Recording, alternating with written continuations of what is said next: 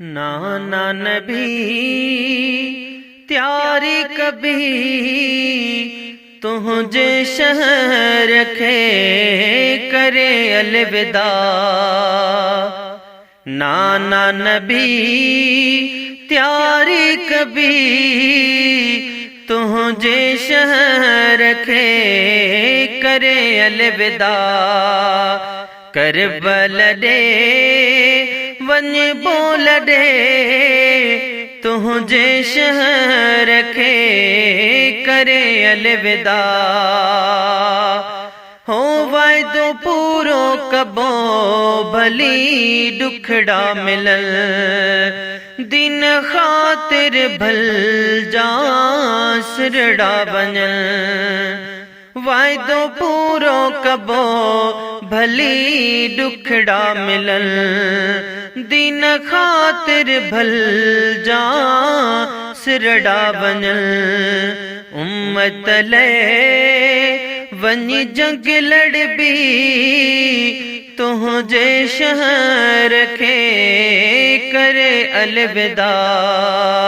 नाना नबी त्यारी कभी तुझे शहर खे करे अलविदा।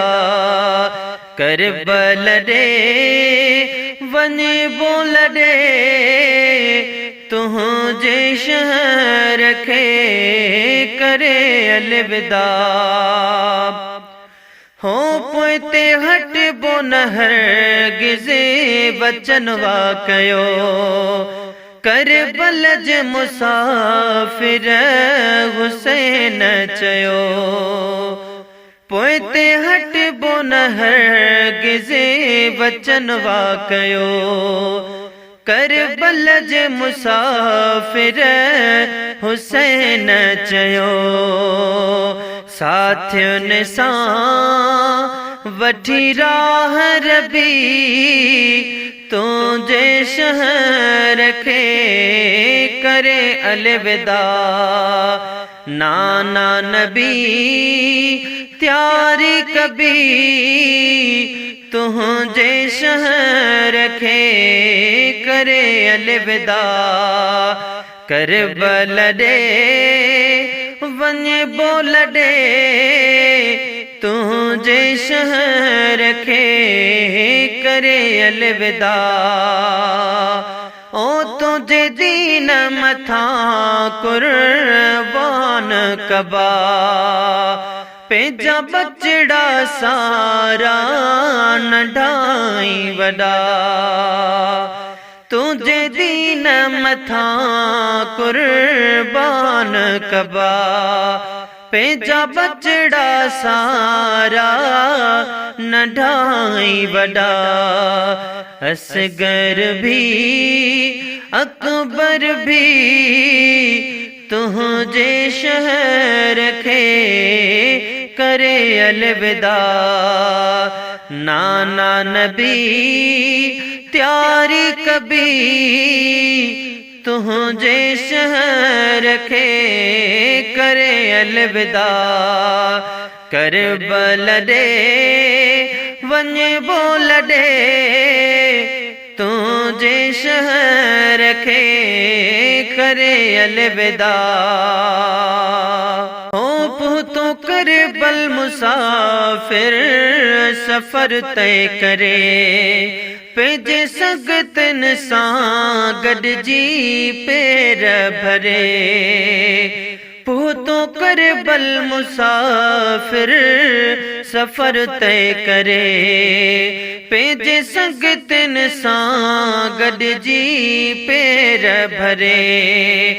दुश्मन खे बस मात ॾिबी तुझे शहर खे करे अलविदा। नाना नबी त्यारी कभी तुझे शहर खे करे अलविदा। करबल दे वन बोल दे तुझे शहर खे करे अलविदा। सैयद जे सदके मौला मुन में रखे, आह कर गो पाग प्यार मन में रखे। सैयद जे सदके मौला अमुन में रखे, आह कर गो पाग प्यार मन में रखे। पाकन जी सदा इज्जत कभी तुझे शहर रखे, करे अलविदा नाना नबी त्यारी कभी तुझे शहर रखे, करे अलविदा। करबल दे मन बोल दे तुझे शहर रखे, करे अलविदा।